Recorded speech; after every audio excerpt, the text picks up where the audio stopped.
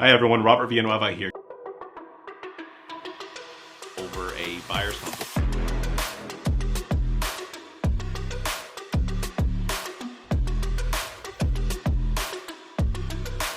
And of course, as always, I'll see you at the top.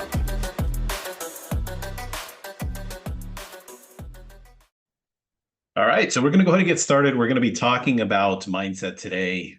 This is going to be a new series that I'm going to be doing for the entire year, and who knows? So this is basically episode 1, volume 1. Let's go ahead and get started. Now, one of the things that I have to deal with as a coach from time to time, and unfortunately more often than not, is mindset. And when it comes time to mindset, some of the challenges that a lot of the agents that I work with deal with, unfortunately, they're finding themselves in this state of just not wanting to move forward. Do you ever find yourself in that position? I don't know. We all do. Okay. So don't think that you're alone. We all find ourselves in this position. And what we're going to talk about today is going to be how we can improve our mindset. Now, if you do this often enough, you should be able to be in a position where, you can actually develop a pretty strong mindset. And I've had the good fortune now of being a coach for quite some time. And in that window, I've had the good fortune of working with some very successful realtors, ranging anywhere from 10 deals a year all the way to as many as 500 deals a year. And I've had that good benefit. So the first thing I want to talk to you about is we have to be honest with ourselves. Okay. And what I mean by that is that understand where you're at the moment. Okay. Don't try to do this negative self-talk, poor me, anything from that direction. If you're not doing good, sure, okay, it's a starting point. But what I don't want you to do is be in a position where you compare yourself. Okay. This is a common thing. And what I mean by that is that I'll have agents where they'll sit there and say, coach, I'm just not moving as fast as this other person. You ever find yourself doing that? We all do to a certain extent, but I don't want you to just be in that constant mindset, because if not, that doesn't work for you. We're in a position with where our mindset, basically, we have one of two options. Okay. And option number one is basically being in a growth mindset. And in that growth mindset, it gives you the opportunity to be able to do exactly that, to grow. Or you can also be in a fixed mindset. In a fixed mindset, unfortunately, this is the people that never works for me. I've tried it before and just I can't do it. Hey, that's not who I am. It's just not the things that I like to do. So these people with this fixed mindset, they're constantly doing the same thing over and over again and expecting a different result. We know the meaning of that. Well, I want you to just move in the direction of a growth mindset. If you don't know it, it's okay. If you don't have the skill, it's okay. If you don't have the ability to perform at the level that you're wanting to perform, it's okay. But what I want you to do is move in the direction that is going to allow you the opportunity to get to where you want to get to.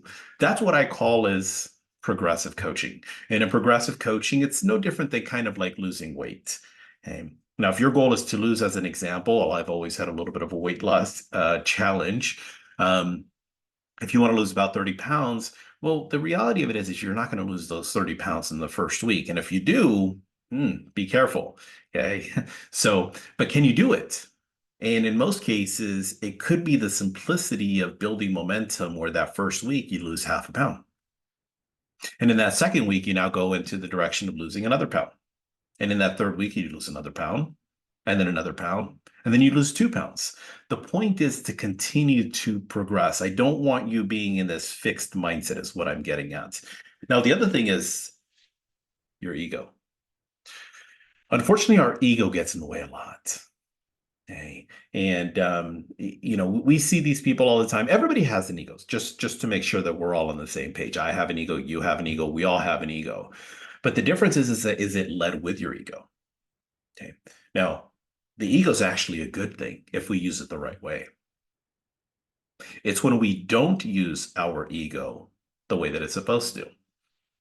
And what do I mean by that? It's we find ourselves in a position where, yeah, no, those people are just I'm just too good for them. Okay. I don't want to role play with that agent because, yeah, that agent's just not really that good. Be careful with where your ego is leading you because that ego could be in a position where it actually makes you go backwards. We're always in a state of growth. In this state of growth, it's going to be one of two things. And number one is either we're growing in a positive direction or we're growing in a negative direction. What do I mean by we're always in a state of growth? Well, look at your waistline. Sometimes I'm a little bit extra and sometimes I'm not quite as much. So those are the things that I want you to pay attention to in regards to, of course, that of your ego. So keep your ego in check, as it will unfortunately find yourself in a position where it does ruin your business and it stops you from growing. That's the reason why going back to the growth mindset. Now, let's talk about failure. Because with failure, it's part of the growing process. And with some of you, it's happened to me. With some of you, you find yourself in a position where you don't want to fail. Well, that's the problem right there. The problem is that you have to fail. Okay. Not so much okay, I'm going to go into this with the intent of failing, but you go as far as you possibly can and learn from that. The most successful people fail a lot. Okay. There's basically a saying that says your goals and your dreams are on the other side of fear. And for some of you, this fear of failure is big and it stops you. It stops us. It stops a lot of people. So what I'm going to tell you is I want you to fail. And if anything, I want you to fail a lot. But I want you to fail fast and I want you to fail forward. Okay. What does that look like? What am I talking about, Robert? What are you referring to? Well, as an example, prospecting. Okay. In our industry, prospecting is a big, big thing. I don't care where you get your business from. I'm not talking about cold calling. I'm not talking about cold door knocking. I don't care if you buy your business. The name of this game is basically about the number of conversations that you have in a day. And in those conversations, you find yourself in a position where you're either shooting from the hip or you have some version of a script. Ideally, you'll have some version of a script to give you some guidance. And in that guidance, it's going to lead you to the ending result, which of course is that to getting a strong lead and or an appointment, which is the purpose of what we're wanting to go after. So with that, understanding that failure is part of this growing a stronger mindset. When you go in the direction of knowing that on the other side of with what you're trying to accomplish is for the purpose of succeeding, yet you fail, sometimes it happens. And when it does, be okay with it. Now, for some of us, some of you, a lot of people are going to fail a lot. And for some of you, failure is not easy to accept. Now, understand that going back, as I mentioned, failure is just simply part of the process. Get over yourself. It's your ego.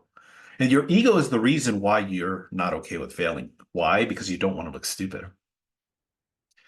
There's the other side of fear of failure, and there's the fear of success. I actually dealt with fear of success. Early on in my career, I thought I was dealing with a lot of fear of failure. Now, what do I mean by fear of success? Some of you may or may not have heard about fear of success. And this fear of success, it's just being in a position where sometimes the success comes with responsibility. Now, I grew up in an inner city. I grew up, unfortunately, not doing good things as a teenager. And in that success, what I mean by is now I'm no longer driving the $20,000 car. I'm now driving the $50,000 car. I'm no longer living in the $200,000 house. I'm now living in the $500,000 house. I'm no longer going to the average Joe of a restaurant and now I'm fine dining. I'm no longer taking the weekend trips, down to, driving there, where now I'm taking vacations to Europe. And what that comes with is the responsibility, because when you start to become more and more successful, do you have more fans or do you have less fans? I unfortunately started developing less fans, more, I don't want to say enemies, but people that were just a little bit more jealous. Okay. And I'm not trying to throw my weight around from that direction, but I would have people that I absolutely loved and adored that would sit there and tell me things that I just simply didn't want to hear. Robert, you just think you're too good. You're way too fancy for us. You think you're this almighty. I'd rather be surrounded by people that are going to uplift me. That's what I do. That's what I love to do. Okay. Now, don't get me wrong. I get myself in a position where sometimes I'm jealous of other individuals, and that happens. But in most cases, I'm a cheerleader. I'm the kind of person that really likes to, cheer people on. I'm the kind of person that's the reason why I coach. Okay, because I live vicariously through my coaching clients. Sometimes it's a good thing, sometimes it's not a good thing. But because of that, I get invested with my coaching clients. The reason I'm bringing this up is because I want you to think about who are the people that are in your corner. And that fear of success versus the fear of failure can become a factor, regardless of the fact. The original point is to understand that there is failure in that process. And sometimes you're wanting not to fail is that fear of failure. And sometimes we even self sabotage that we don't actually want to move forward because not so much the fear of failure, but we actually don't really want to succeed at a high level. We do want to succeed, of course, but maybe not at a high level. Whether you're making 100,000 and you want to make 250, or you're making 250 and you want to make a million, or you're making a million and you want to make five. It doesn't matter. The thing is that you want to be in a position where you understand that failure is that part of the process. Now, let's move over to the next thing. Um, our way of thinking. We're all wired different. I fortunately and unfortunately, as much as I love my parents dearly, but I grew up in a pessimistic kind of area, arena, thought process. And what I mean by that pessimism is, you're thinking too big. You shouldn't be doing that. Just be okay with just the job, um, or just being in a position of that's not even going to work. Don't even bother trying. And in that pessimism, it unfortunately shows up, and it shows up in a variety of ways. Most of the time, when something negative happens to me, I'll use myself as an example. Say somebody cuts me off. And when somebody cuts me off, the very first thing I want to do is flip them off, and cuss them out. And unfortunately, we don't always have control of that. We don't have control of our first thought, but we do actually have control of our second thoughts. In my early 20s, I would be the dude with the road rage. And that road rage basically with what would show up, person would cut me off and I'd sit there and get all angry and cuss them out and chase them down and try to pull up next to them and do all that other stuff. Well, my first thought and my second thought and my third thought and my seventh thought, they all followed each other because that was just unfortunately how I was wired. Well, you can change this. Okay. I'm not saying I'm perfect now. Okay. Because I still get road rage. You can find yourself in this position, though, where now being a little bit more mature, somebody cuts me off, I get pissed off. You know what? It's not that big of a deal. And then I start to think about maybe they're on their way and they're on their last strike, before they lose their job. Maybe, they're about to deliver a baby and they're on their way to the emergency room. Who knows, whatever it is. But in that, what I want you to do is I want you to continuously focus on what that second thought is. I'm not worried about the second thought being negative. I said that correct. I'm not worried about the second thought being negative. What I am worried about is the second thought being negative, but you don't know that it's happening. Why do I say it like that? Because when that happens, think about it. Road rage, somebody cuts you off, you get pissed off. Then the second reaction is you get even more upset and you get more upset and more upset. Well, you don't even know you're doing it, is what I'm saying. Whereas the exact same example with what I'm trying to get at is that first thought is, of course, that negative somebody cuts you off, oh my gosh, screw you. And then the second thought is like, oh man, I'm gonna catch up to this dude. And then the third thought is I'm gonna pound the shit out of this dude. And then you go, oh, wait a minute. Yeah, that's probably not a good idea. Now, in that, now you're catching yourself. When you catch yourself, you can actually fix it. So that's the reason I say I'm not so worried about you having the second thought being negative, because if you catch yourself, sure, no problem. But you got to be in a position where you're conscious, you're aware of this. You got to be in a position where you can catch these things. Now, another thing with mindset, we have to be fanatical about our goals. We have to be fanatical about the things that we want. We'll do another video in regards to how to put goals together. But in that, having goals is an important thing, because if you don't have a destination and I just tell you to get in a car and go, I mean, you might start by going, but eventually you're going to sit there and say, well, where am I going? For what? Why? What's the purpose of this? And that's what our mind does, is we find ourselves in that position where we don't even know why we're showing up for the day. Now, I'm going to give you an example. This actually came out of a book, and I do want to make sure that I give credit where credit is due. So I do apologize. It does come out of a book. This is not from me. And the example in regards to with what I'm talking about right now is that if I challenged you to cross a plank that is basically 3 feet wide, 3 feet off the ground, and about from one side of the street to the other side of the street, let's just say 50 feet. If I challenged you and I said, hey, I'm going to challenge you $100, would you cross that plank? 99 out of 100 people would say, yeah, absolutely. I don't get it. What's the purpose of this? Give me the $100. I'll go across the street. Well, in most cases, that's kind of like a job. And what I mean by that, it's that you show up, by the end of the day, you put in 8 hours, you're going to get paid 8 hours times whatever, $20 an hour or $30 an hour, whatever you're getting paid. That's security. In a second example, now I challenge you, the exact same plane, 3 feet wide, same distance, one side of the street to the other side of the street. However, this time it's no longer 3 feet off the ground. Now it's 100 stories in the air. Same bet, $100. How many of you are going to take that bet?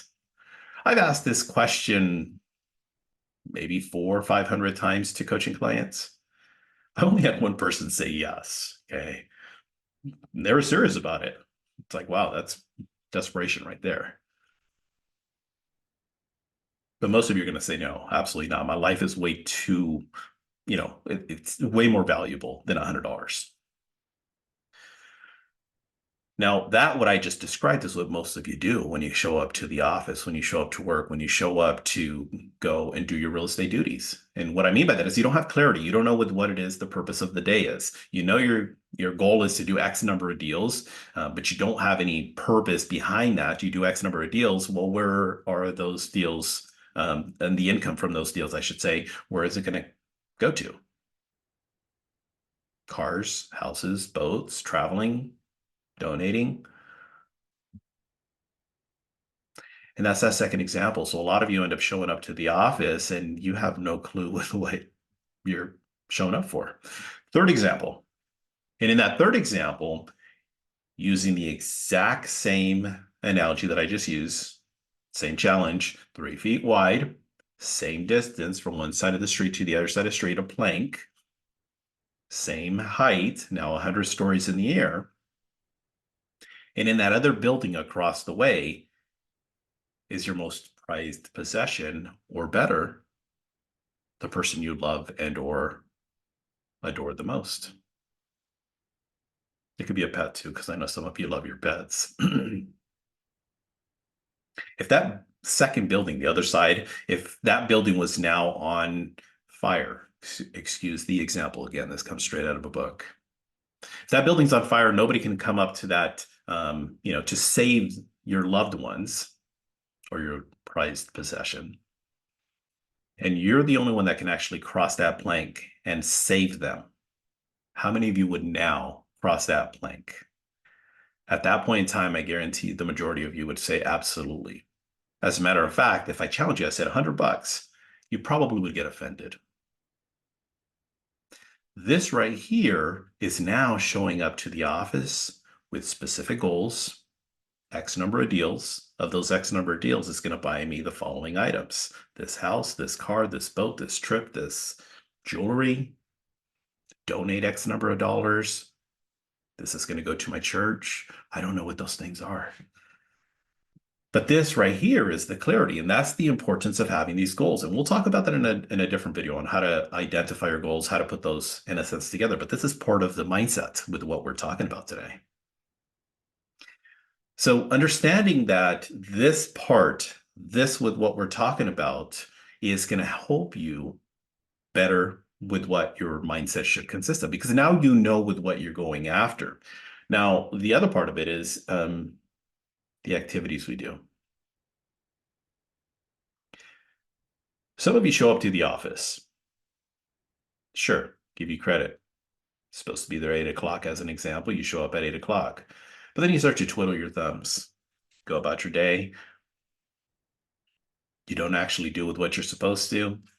It's now 5 o'clock, 6 o'clock. Whew, that was a tough day.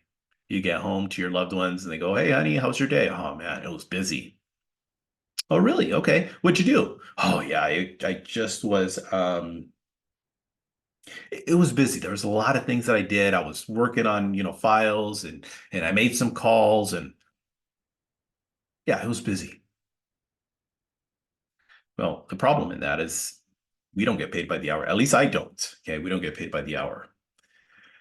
So in that you want to be following a more specific schedule, something that is going to be very regimented to allow you the opportunity to do the things that you're supposed to be doing. And these things that you're supposed to be doing will ideally strengthen your mindset, because when you, I'm sure some of you, say as example today being Friday as an example, and you look back and you reflect at the end of for the entire week, "Oh, what did I do?" Well, is that going to strengthen or weaken your mindset?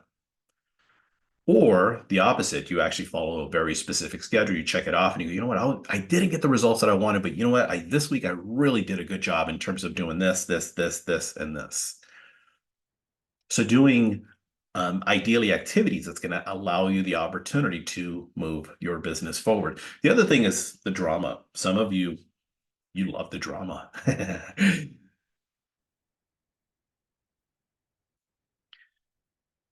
With drama, it's unfortunately just the extra weight that we don't need. For some of you, you live your life in drama. Okay. And it's tiring. And if this is you, I'm going to encourage you to look at and pay attention to, what do I got to change? What are the things that I need to do different? What are the things that I should be doing that I'm not, in a sense, doing, other than drama? So we have to remove ourselves from the drama as much as we possibly can, because the more drama, the more it drains our energy. Now, this is one of my personal favorites. If you don't have a coach, sure, it's okay. But if you do have a coach and or looking for a coach, you need to be more coachable. Now, what does this have to do with mindset? Well, it has a lot to do with mindset. I unfortunately deal with this all the time with coaching clients. And a lack of being coachable, do you think it's going to get you more or less results? I don't know. And if you get less results, is that going to strengthen your mindset or is that going to weaken your mindset? If you actually do the things that your coach is asking of you to and you get the results, you're going to want to do more. Okay. So I'm not advocating any specific, in a sense, coach, if you want to call it that. I'm not advocating myself in regards to that, but understanding this. Okay. I have an athletic background. My background is in baseball. And the one thing I always understood was the power of a coach, because me coaching myself didn't do too well. Okay. So those are the things that I want you to, in a sense, to pay attention to. Now, Separating business from personal. That's another thing that's important. Okay.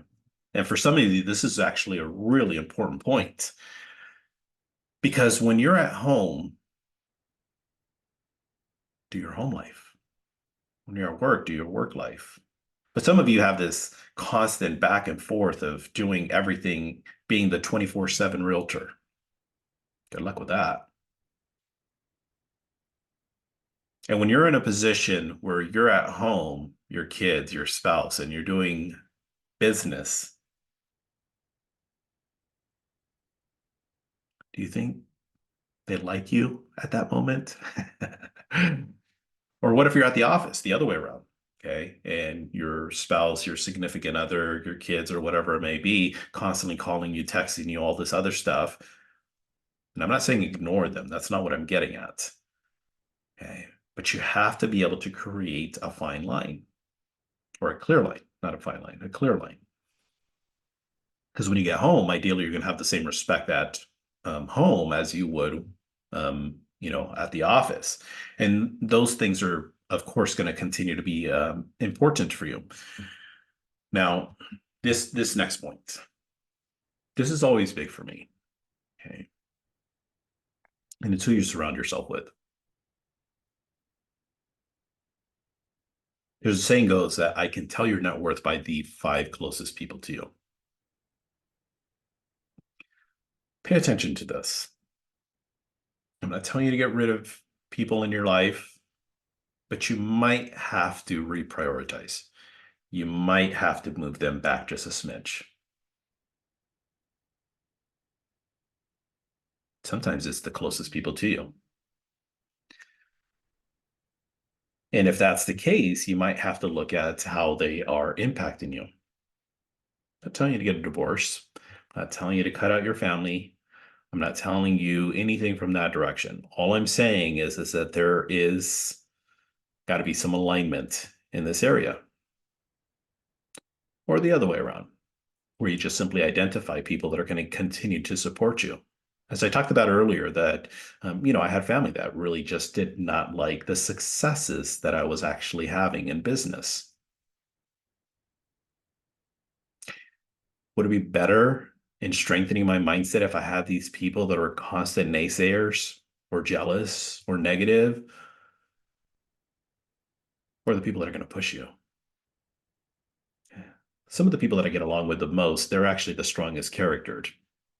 And what I mean by that, they're the kind of people that would say, hey, you took two listings, good for you, man. Go get your butt back on the phones and get a third listing. Okay. Or just simply being in a position where they can actually give you, just the encouragement versus simply being jealous. The other thing I want to talk about is what we're feeding ourselves. And I'll wrap it up with this. Now, what we feed ourselves, mindset, what are you doing? What are you doing to strengthen your mindset? What are the things that you do that is giving you that opportunity to continue to grow? Let me give you a couple of examples. Well, affirmations, intentions. What are intentions? Well, affirmations are in the present tense. I am a powerful agent. Intentions are future facing. Okay. So as an example, if I'm using an affirmation, I would sit there and say, I am a lean, mean selling machine. And then your mind goes, yep, bullshit. You sold two deals last year. The intention is basically just future facing. And the intention in that is going to be nothing more than I will be doing by the end of the year X number of deals. I will make X amount of money. I will be at X amount of weight. That's the intentions. Journaling, plain and simple. Putting what's here, putting it in writing. Good, bad, everybody's different. Okay. But journaling's another example. How about reading? What are you reading? Okay. Are you watching the news all the time? Or are you actually feeding your mind something that you just read, or even an audiobook? something that's going to put you in a position that's going to feed you something on the more positive side. Exercise. Get your butt off the couch, get your butt off the chair, do some exercise, some version, go for a walk, build that momentum. You'll notice that, at least for me, it does when I do some version of exercising, usually like cardio, going for a walk, going for a jog, being on the treadmill, biking, or whatever it may be, is it allows our mind to wander and ideally in a more focused area. What do we want? What is it, the things that we want to accomplish? YouTube. I find a lot of inspiration on YouTube. Some of the people that I really like paying attention to, all credit to them. Jim Rohn, Brian Tracy, Mike Ferry, Ed Milet, Jay Shetty, all these people that are inspirational. How about listening more to them instead of watching the news? Prayer. If this is in your life, how about doing it or doing it more often? Music. There's certain music that can actually be inspiring. Be a little bit careful in regards to this, because if you're sitting there listening to death metal, you might be feeding yourself the wrong information. How about mentoring? Being a mentee or mentoring? Being in a position where you take somebody on and you show them the ropes, or going and visiting somebody who's doing the business that you want to accomplish. Visualization. Okay, how about visualizing? What is it that you're visualizing? Or meditation? Quiet your mind. We're gonna go ahead and do some more videos as we continue to progress. What I want to do is I always want to keep these videos around 15 to 30 minutes, is always my goal. Hopefully the information that I provided to you today is helpful. I'm going to continue to do these videos throughout the entire year. My goal is to release at least one and sometimes two videos a week at least, and continue to just move in that direction. Again, Robert Villanueva here. As always, it's a pleasure. Please do me a favor. Like, subscribe, comment, and for that matter, don't hesitate to send me a direct message. Okay, I'm always looking forward to meeting new people. So have a good one. I'll see you soon. See you at the top. Hi everyone, Robert Villanueva here. Over a buyer's consult.